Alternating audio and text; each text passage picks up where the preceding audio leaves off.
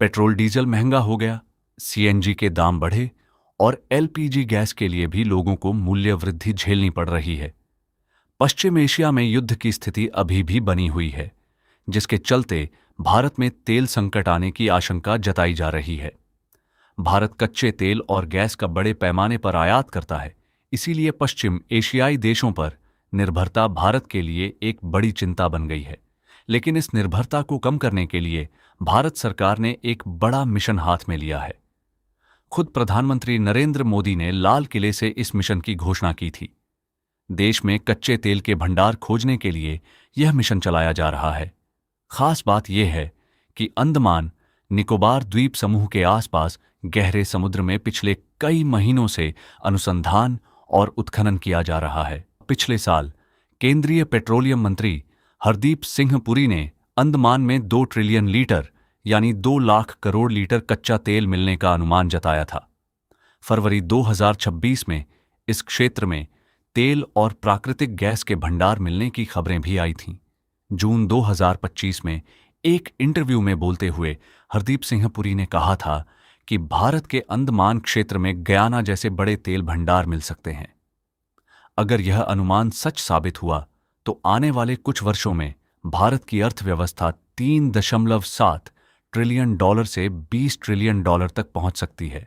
स्वतंत्रता दिवस के अवसर पर प्रधानमंत्री मोदी ने लाल किले से अपने भाषण में कहा, देश को विकसित करने के लिए हम अब समुद्र मंथन की तैयारी कर रहे हैं। समुद्र की गहराई में छिपे कच्चे तेल और गैस के भंडार खोजने के लिए हम national deep water exploration mission शुरू कर रहे हैं। भारत को ऊर्जा स्वतंत्र बनाने की दिशा में यह एक बड़ा कदम है। पिछले 10 महीनों से अंडमान निकोबार के आसपास गहरे समुद्र में उत्खनन किया जा रहा है। ऑयल इंडिया लिमिटेड और ओएनजीसी द्वारा 23,261 वर्ग किलोमीटर क्षेत्र में समुद्र के नीचे खुदाई की जा रही है। 2024 से 25 में ओएनजीसी ने इस क्षेत्र में 500 कुओं की खुदाई की, जो पिछले 37 वर्षों में गहरे समुद्र की सबसे बड़ी खुदाई थी। इस पर 37,000 करोड़ रुपए खर्च किए गए।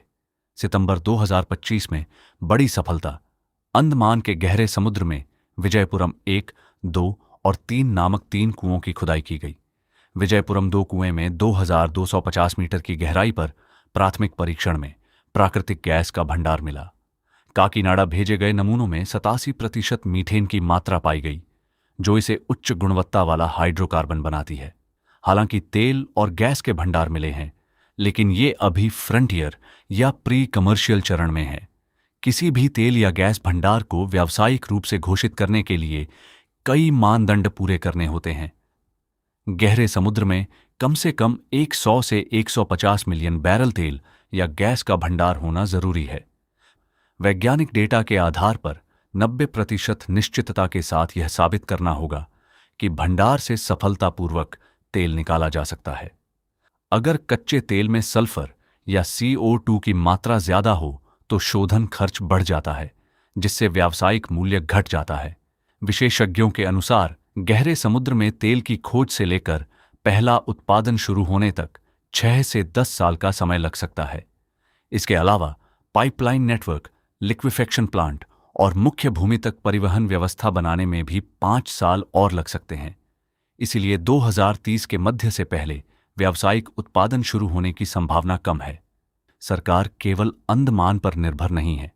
इसके साथ साथ मुंबई ऑफशोर और असम जैसे पुराने क्षेत्रों में उत्पादन बढ़ाना, कृष्णा गोदावरी और बाड़मेर बेसिन की क्षमता का पूरा उपयोग, अंडमान, महानदी और कावेरी जैसे नए बेसिन में अनुसंधान को गति देना, इन सभी को समुद्र मंथन मिशन में शामिल किया गया है।